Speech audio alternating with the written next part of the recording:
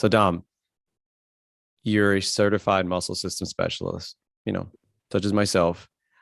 How do you describe what you do with other people? Not, it doesn't have to be a person that, you just met or someone that just picked up the phone and is curious, even the people that you've been working with. Like, tell me a little bit about that. So that's a good question. So I've changed my answer a lot, right? In the amount of years I've been doing this. And I think the thing I tell people mostly now is I help people who have movement and pain problems. That's the simplest answer I give people. And then of course they ask more questions and then I kind of get into more things. And then I'll use a term Mac uses a lot. I'll say, listen, I try to leverage the relationship between moving better and feeling better. And if I can get you to move better, hopefully you start feeling better. And that tends to be what happens. And most people can understand that, if they ask more questions, I can get more specific, but that's the easiest answer I currently give people, the simplest answer. Because I think most people, have some sort of pain issue or movement issue. And if they do have that issue, then it's very simple to see, okay, we're a good fit for each other. If they don't, obviously, of course, I could still help them with training, et cetera. But those people tend to look for a cheaper solution. Let's say, they're more into classes, et cetera, which is fine. But I'm looking for that person who specifically has some pain, trouble moving, has tried everything, and needs some more strategic help. If to say. It seems like it's almost like, hey, we're usually the last line of defense. Typically, that's it, because most people are either going to go traditional route. What are they going to do, right? They're going to go to PT always first. Mm-hmm. I shouldn't say always, but typically if they're in pain and they go to a doctor's going to send them to PT. If they don't go to a doctor, they're going to go on their own. They're probably going to go to their local chiro, because typically most people, for the most part, low back pain is a huge issue, right? So a lot of people that have pain, it's usually kind of low back pain, some sort of things, neck, those types of things. Typically they'll go right to the chiro. If that doesn't work, then they'll go to their regular doctor. Doctor will send them to PT. If that doesn't work, then they might try some, or acupuncture, massage, those types of things. If those don't work, then they typically try to seek out people like you and myself. Yeah, that sounds about right. There's something that I've been noticing within the past year or two with, obviously the pandemic. I don't know if this is something you've been dealing with, but a lot of people are actually skipping, going to see the doctor. In fact, we're getting people moving here. And when they fill out the questionnaire that, when they talk about who's their primary care, chiro, whoever else, they don't list any. Like what I'm saying is I'm getting a lot of people that don't have a primary care doctor. They don't have a doctor, a go-to person. Yeah. Are you getting that? Most people I deal with have a doctor. But I mean, yeah, no, in my experience, most people have a doctor. Ironically enough, I don't have a doctor. Oh, there you go. See? Yeah, because I've been moving so much. I haven't really, knock on wood, I haven't really needed to go to a doctor. If I have anything wrong, I might go to the minute clinic type thing, get some whatever I need and call it a day. I haven't had anything major. But yeah, I personally do not have an actual doctor I go to for most things. And again, luckily, with the amount of contacts I have, or because I deal with people, bodies and stuff, I happen to know doctors, or in jiu-jitsu, a lot of doctors train, so I can always ask them for advice or if I need certain things. But most of the people, like when they fill out the forms, they'll have a primary doctor on there. Typically they do. Okay, good.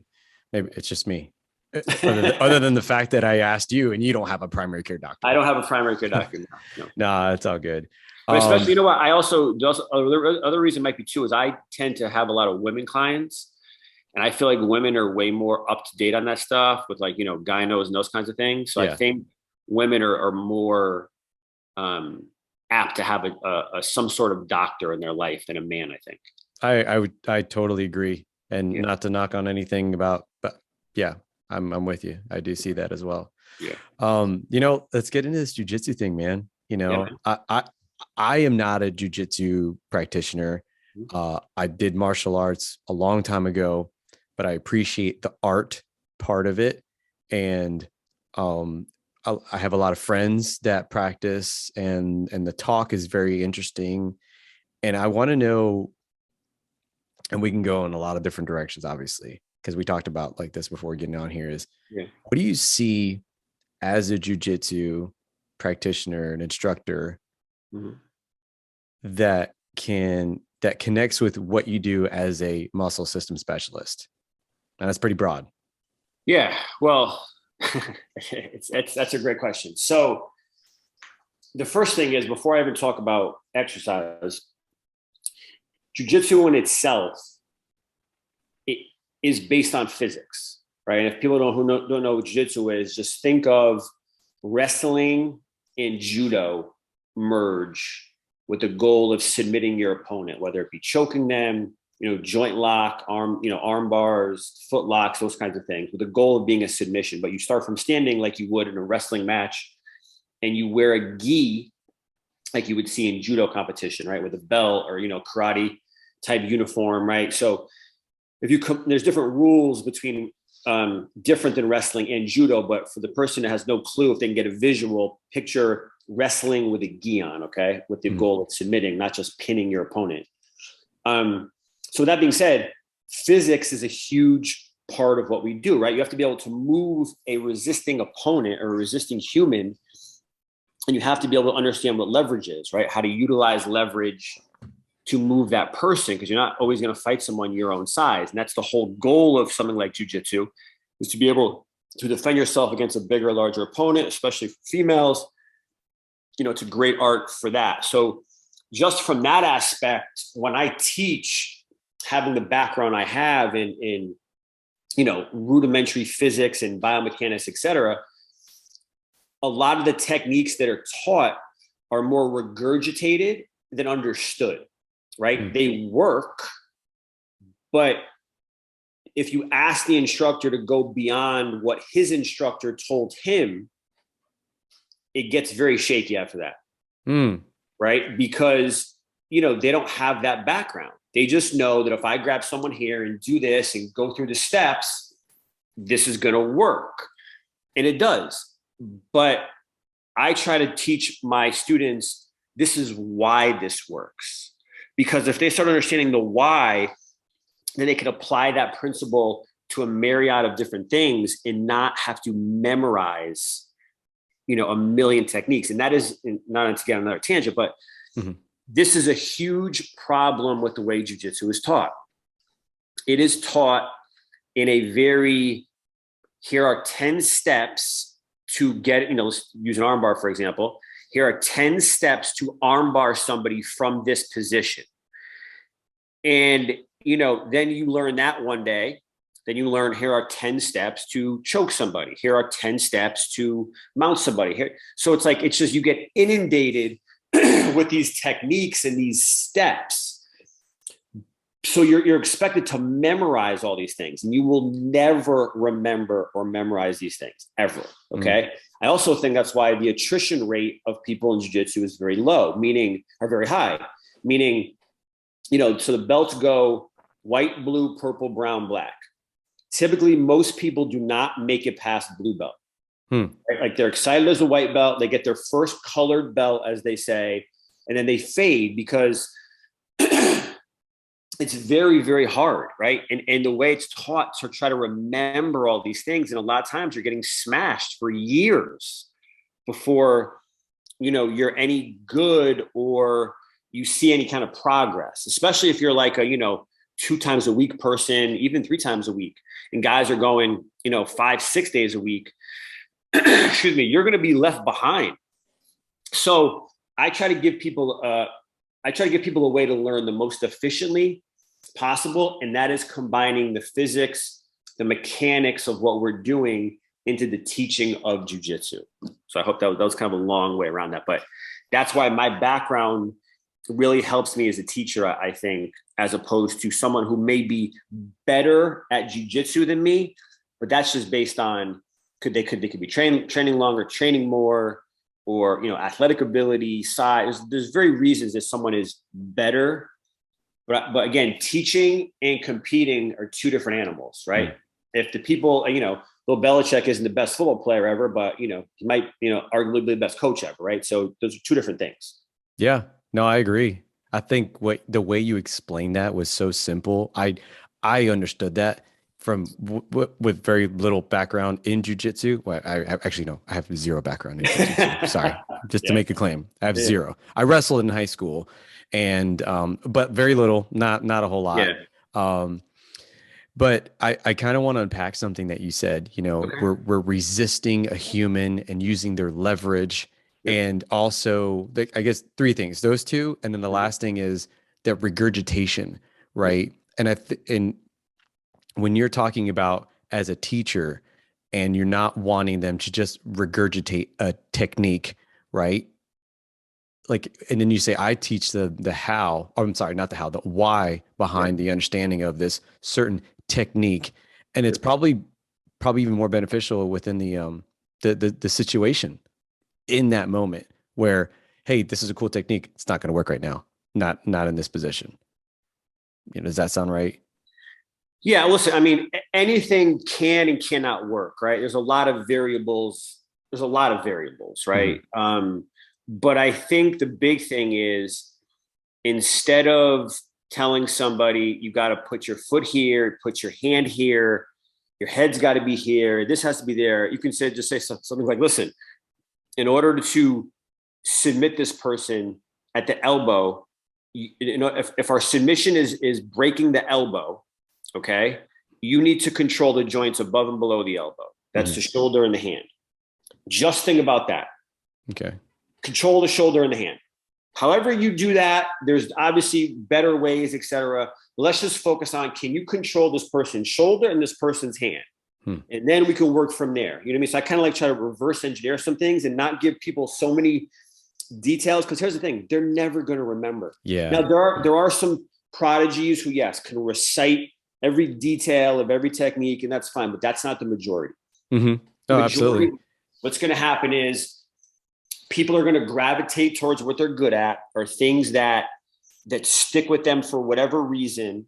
And those are the things they're going to do repeatedly. And their game is going to be very narrow, and they're never going to have a true understanding of the art, and also have the ability to deal with problems as they come up that they've never actually learned, but but now they know a concept or a principle, and they can apply even though they've never seen it before. Because otherwise you're going to be very pigeonholed in what you do. And it's going to stifle your learning curve and your progression.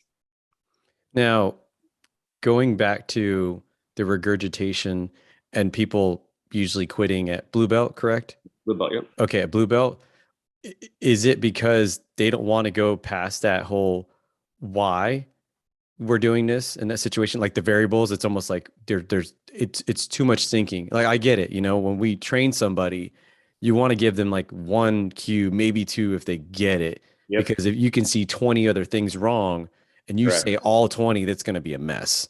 So I'm glad you said that. So that's a good thing. So I really try to study motor learning and how people learn. Right. There's a great book. Actually, I have it somewhere. It's called The Language of Coaching. I think the guy's name is Nick Winkelman. Oh yeah. I don't have it here. It's on my Kindle. Sorry. All the books I got here, it's not on the bookshelf. It's a great book. And he does more with, I think, track, or he does something, but it doesn't matter. Again, the principles apply, right? You can apply it to anything. It's how people learn a skill. And the thing that people don't realize is jiu-jitsu is a skill. Okay. And, people look at it for a fighting art or a self-defense, whatever they want to say, but at its core, it is a skill, like any other sport, like golf, like baseball, hitting a baseball, anything. It's a skill. And if you don't know how to teach somebody how to learn a skill, they're going to be overwhelmed. They're going to be frustrated. And again, at some point, if they don't see themselves progressing at a level they get frustrated and they quit because it does Mm, suck. It sucks getting your ass kicked every day for years yeah. until you're somewhat proficient. And now you're doing a little ass kicking. And typically, like I said, at white belt, everyone's excited, right? They're excited. They're just starting something new. They know they're going to get their ass kicked, but they're excited. They get the blue belt, right? That's like a huge step for them. That typically, depending on the school you're at, there's a lot of variables to belts, but anywhere from a year to, sometimes, 2 years to get a blue belt, a year to maybe 3, depending on your school. I mean, you have to really suck to take 3 years to get a blue belt, but, it might happen.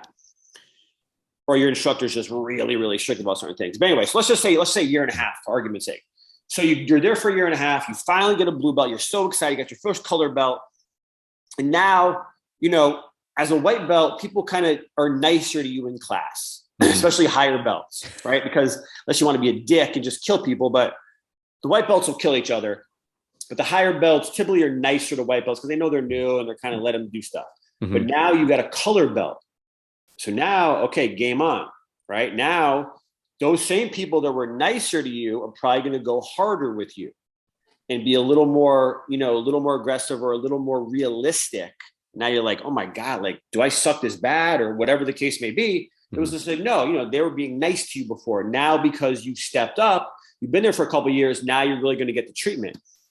And a lot of people, they're over it. Like, it's like, I'm done with this. You know what I mean? And again, on top of the way they're supposed to be learning these techniques, and they're not learning them fast enough. And then, there's a lot of self-doubt and really it's on the instructor because they're not setting up a great learning environment and scenarios for these people to prosper, in my opinion. And as far as the regurgitation, which we touched on, it's the same thing. It's like, okay, you're going to do these 10 steps to do an arm bar.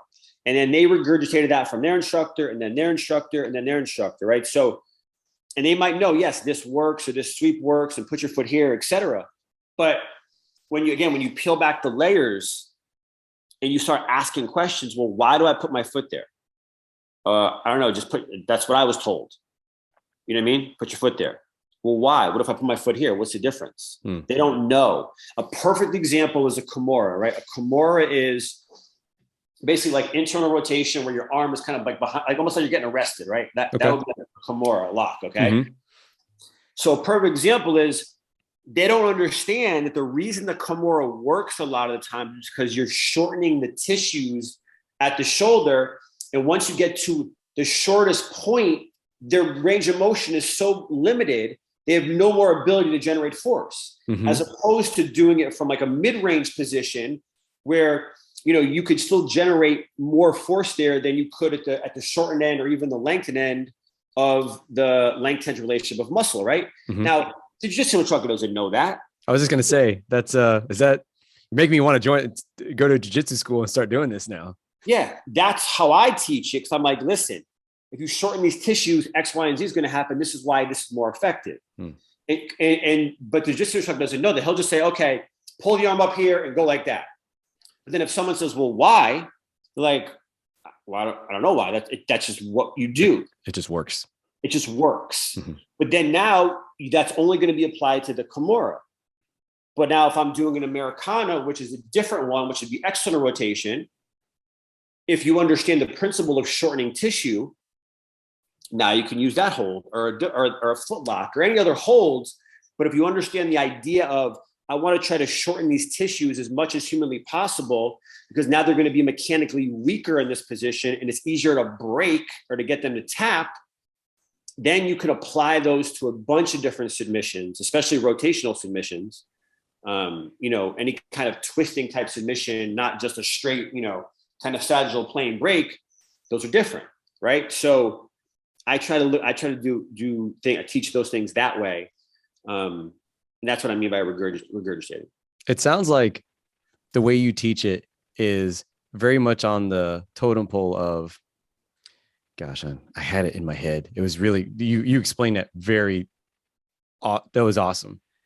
Hold on. Let me put my words together real quick. Okay. Oh, here we go.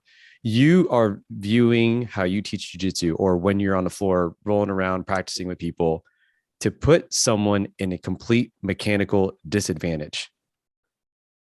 Most of the time, correct. Most of the time, right? You know, whatever the lock, whatever Correct. joint you're trying to put in a certain position, so they lose that Yeah, little bit of opportunity to generate force and maybe get out of it. correct. In the same way with lifting somebody. So you said you wrestled a little bit. So same thing with a takedown, right? Mm-hmm. If I shoot a takedown from across the room, it's so easy for that person to sprawl because they have the distance on their side and they're heavy. But if I get underneath their hips, and then we're basically the forces are balanced at that point, they're much lighter to lift or to take down. Mm. That's why certain sweeps, right? Unless it's a tripping sweep, and that's different because then it doesn't matter the distance you trip them. But if it's a lifting type sweep, you want them loaded on top of you, which is counterintuitive because you think, oh, I'm going to bring this heavier person on top of me. But in reality, if they're on top of you and the joints are on top of each other, then our forces are balanced, let's say, over our hips, and they're going to be lighter to move. Hmm. Like, for example, I rolled with a 270-pound brown belt the other day. Brown belt's the belt before black, big like cop, like SWAT team guy, huge guy, 270. Jeez. I'm about 200. And just using leverage, I would lift him like a baby, right? I put these things called butterfly hooks, boom, lift him up. And based on leverage, I get him up over me and boom, sweep him every time. If he was able to sprawl back, where again, now we're on that seesaw, right? Where, you know, we have, he's got distance on his side. He's going to be exponentially heavier. Mm-hmm. There's no way I'm going to be able to lift him up. Right. So again, understanding how leverage works, how the lever system works, really helps in these jiu-jitsu moves, I guess you can say. Mm-hmm. You know, it's moving. I love what you're saying because we've taken RTS, you know, the mastery courses and all. Is, you know, can I ask, is that where you're taking what you learned from them and applying it to you? That's cool. That's awesome. Essentially, I'm taking RTS for what you know, and applying it to jiu-jitsu. Cool. Right. But that's all jiu-jitsu is. It's same as we're in the gym. Yeah. You know, that's all we know. Exercise is physics, right? It's mechanics. It's all these different things. That's why these things work, right? That's why you feel a certain way. And it's, again, back to the regurgitating comment, because you said that a couple of times, it would be like in the gym, someone gives you an arbitrary way to squat. Yeah. Because they, butt out, chest up, blah, blah, all these different arbitrary cues, right? That may be good or maybe bad, whatever it is, but they're just regurgitated from somebody else without really understanding, well, why do I want my butt out as opposed to this way or this or that? And then if you don't really understand why you're even telling the person to do this, then you're just regurgitating. That's exactly what happens in jiu-jitsu. And, you know, one of the things that probably it's going to allude to is regurgitating is the choreography that Tom Purvis talks about in RTS.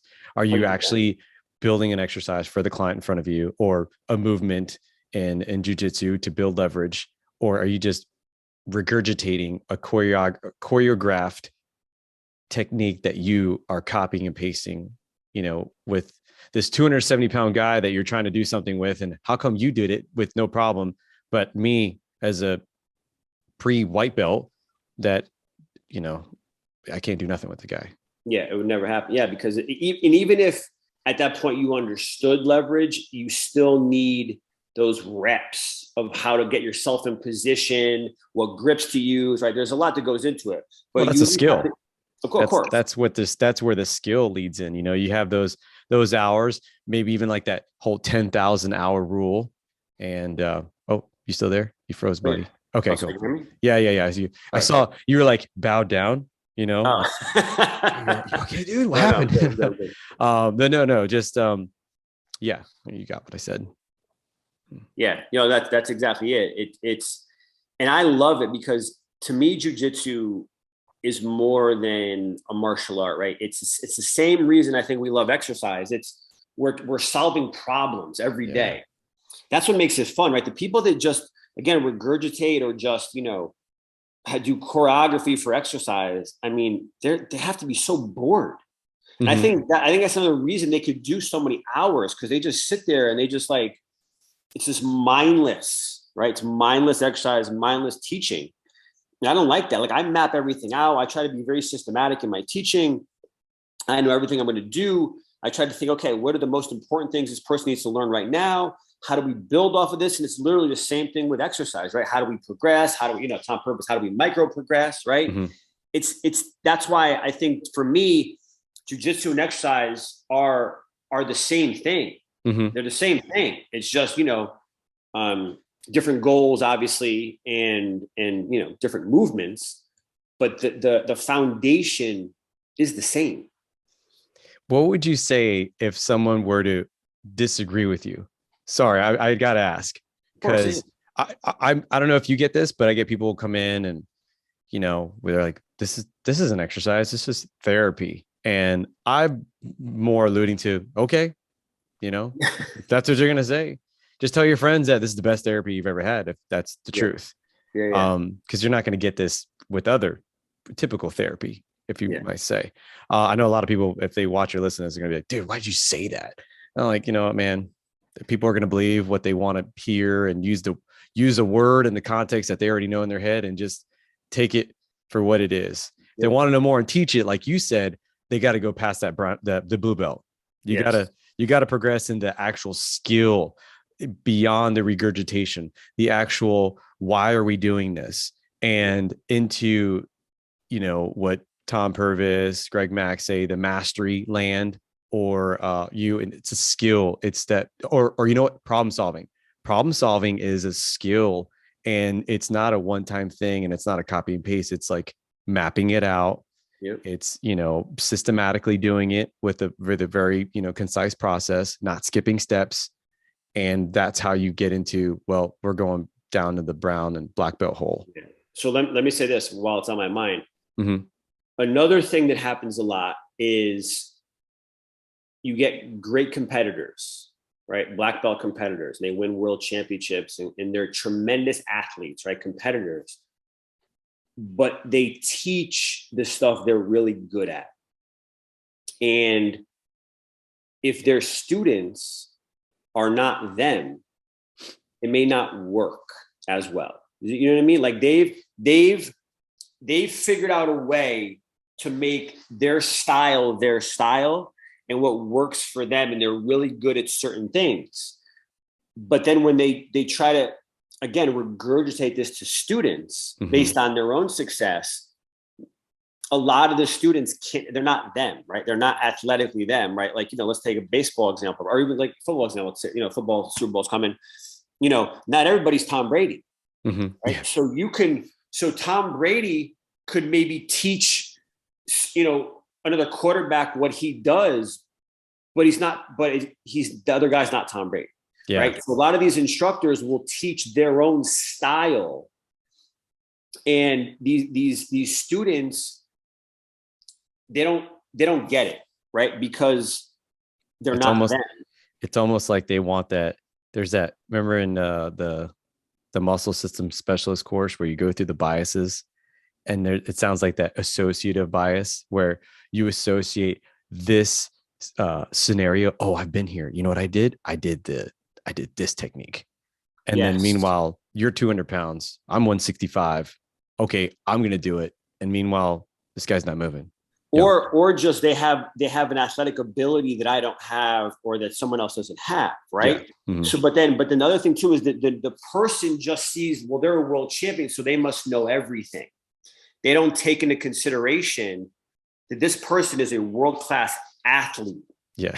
And they can do things that you cannot do. Yeah. So the biggest compliment for me as an instructor is to have 30 students, let's say, and none of them look the same.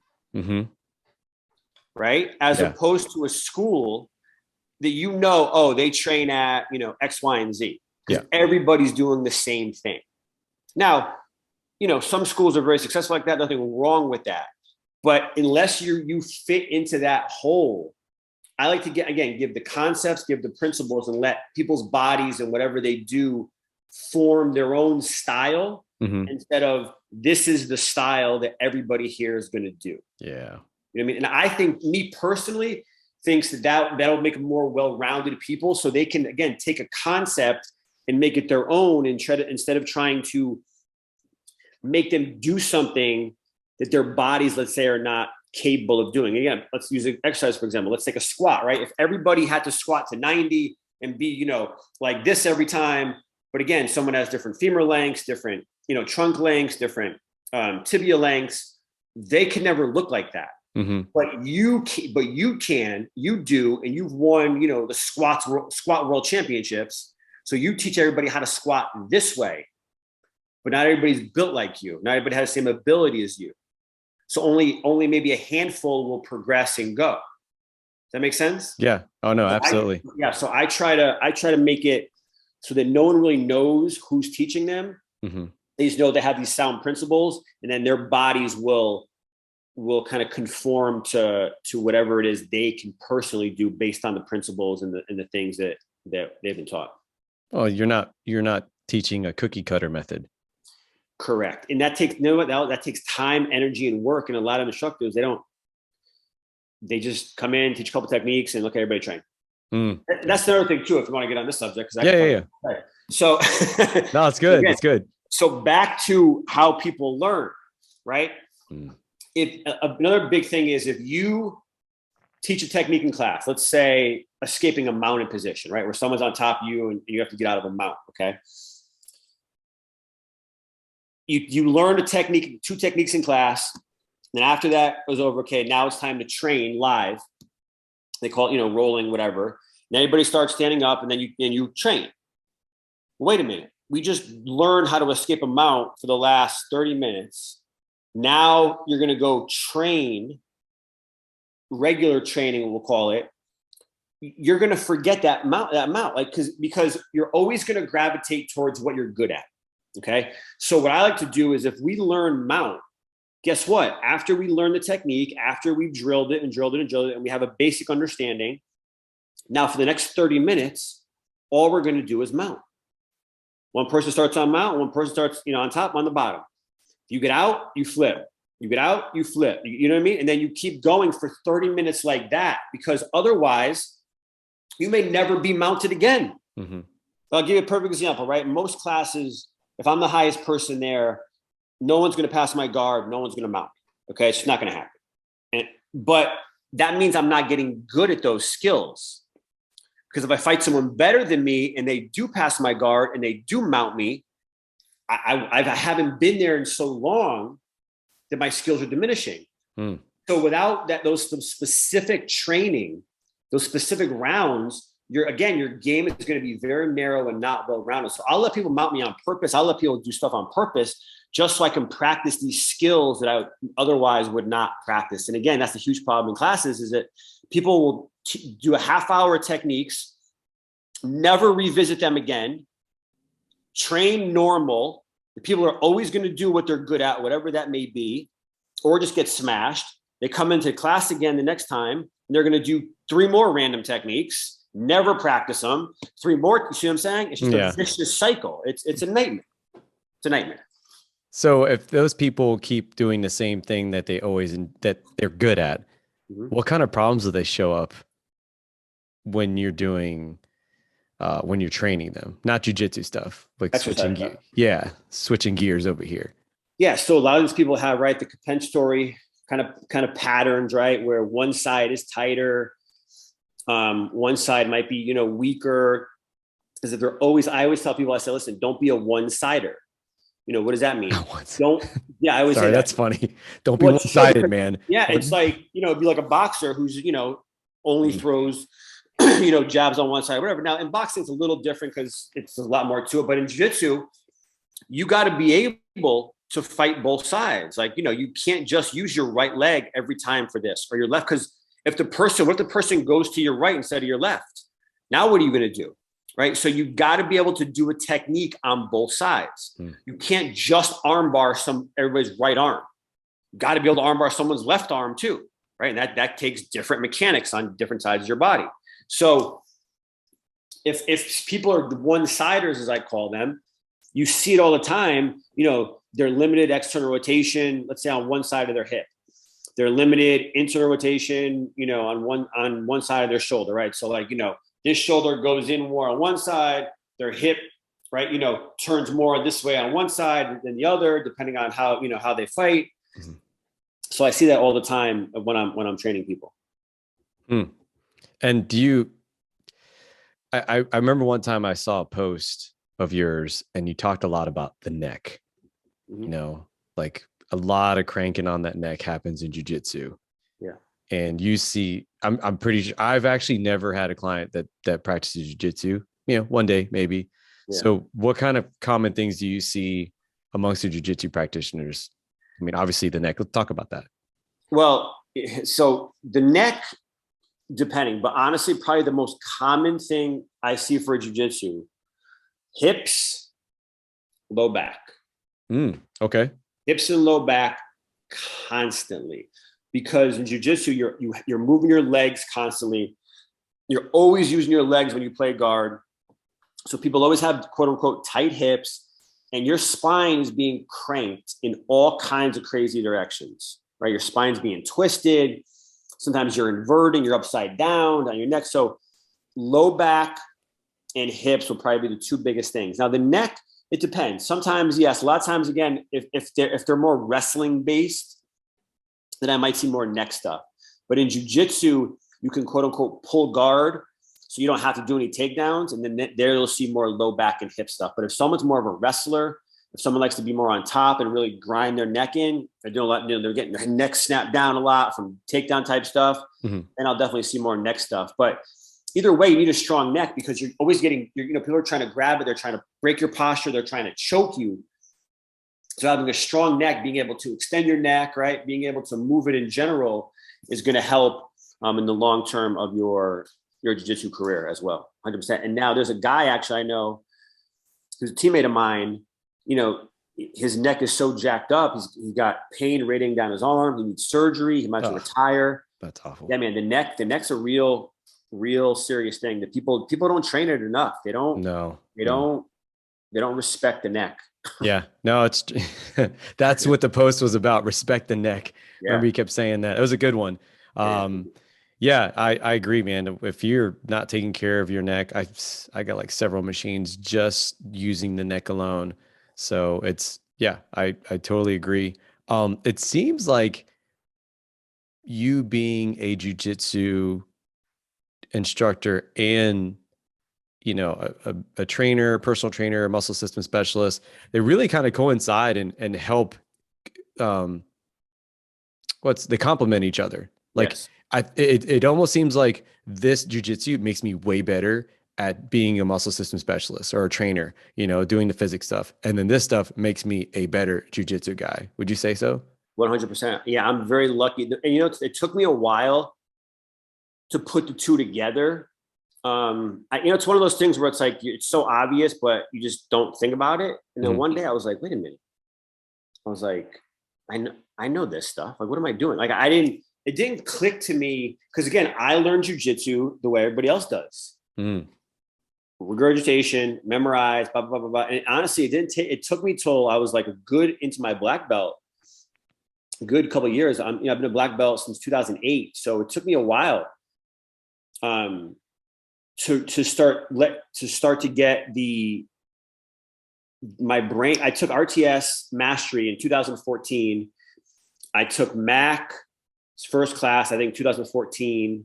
I took RTS way before that, like a ton of the 1, 2, 3s before mastery. So I was always aware of all that stuff, the MAT stuff, blah, blah, blah. But it took me a while to put the two together. And I'm like, wait a minute, why am I not thinking about it this way?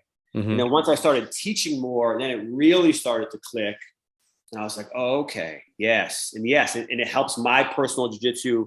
Now that I'm getting older, I can't, always be as athletic as I want to be and stuff. So now it brings a whole different animal to the game. And also it'll help in my longevity is what I'm hoping for. I'm sure I could see your gears are grinding when it comes to doing that stuff and how they complement each other.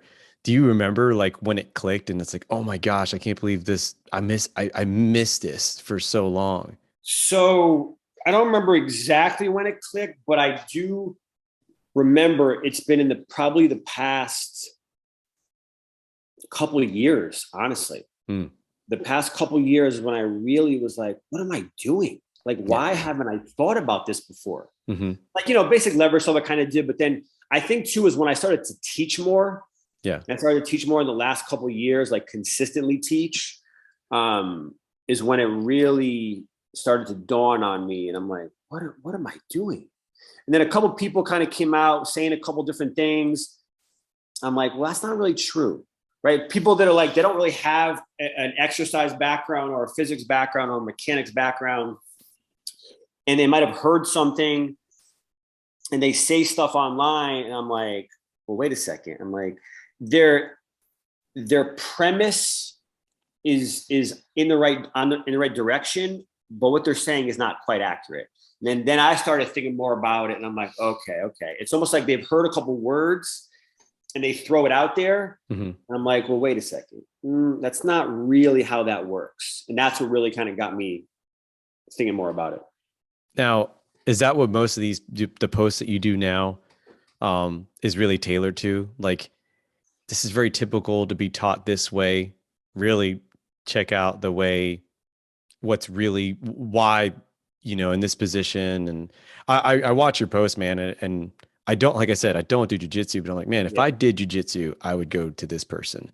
And we know how rare it is to find, authenticity of what. I'm sure there's somebody around where I'm at that does it similar to you, like the why versus the regurgitation. In fact, when I was doing martial arts in college, I had a gentleman that was like, oh my gosh, the world doesn't know who this person is. And they never will, very old school, doesn't on social media. And he's in his small little town doing some pretty cool stuff. The world will never know. Yeah. So you know what? My post currently is I'm trying to really figure out what people want to hear, or at least what do they want to hear so they want to learn more. Because I feel like sometimes a lot of posts I do are over people's heads, and I've tried to tailor it back.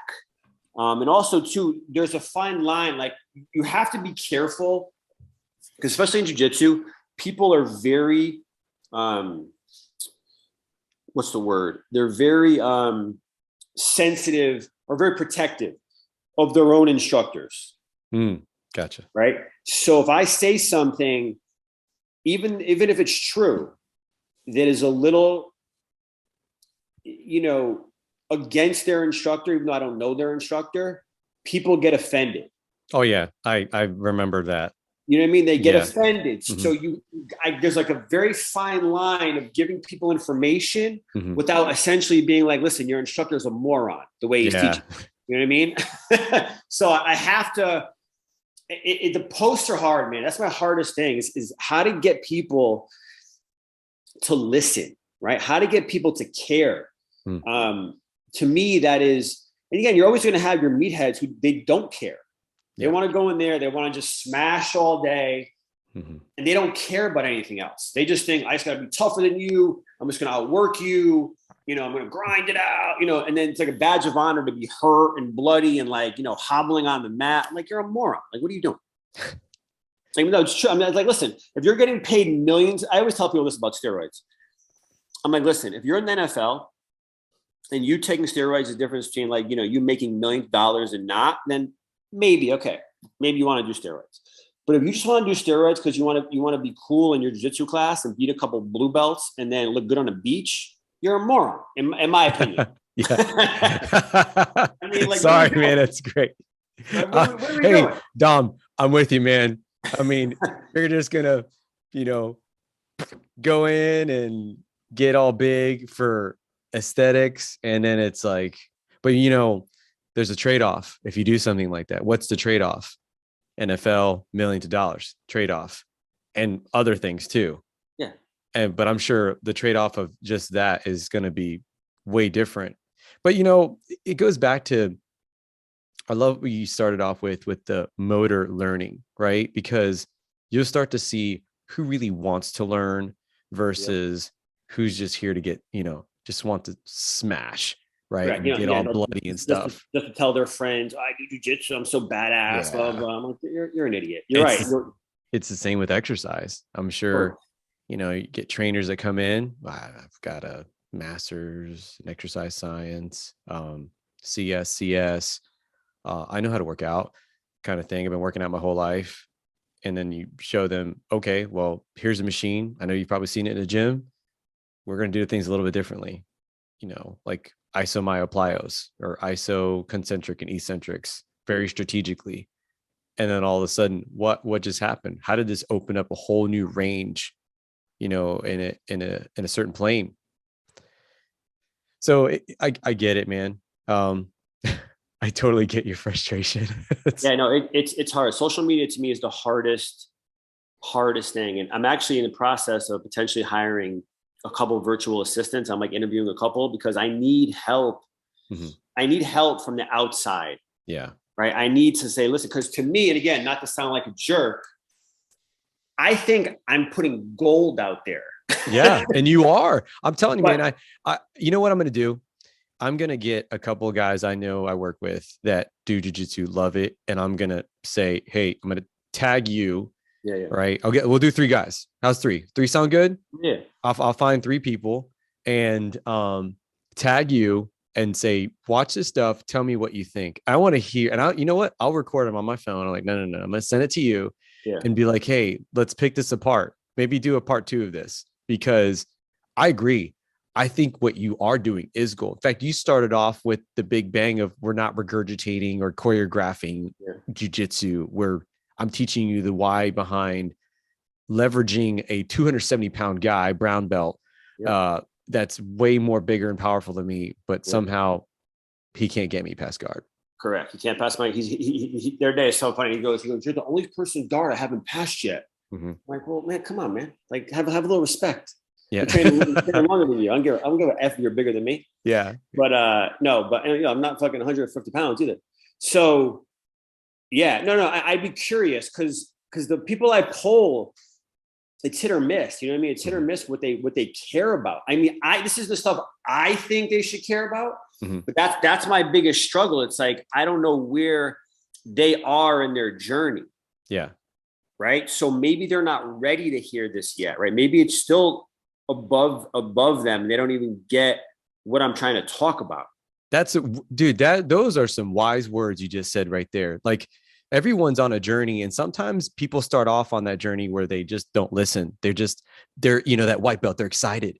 Yep. And then they realize, man, I know I was committed, but if I really want to go further, I've got to really commit.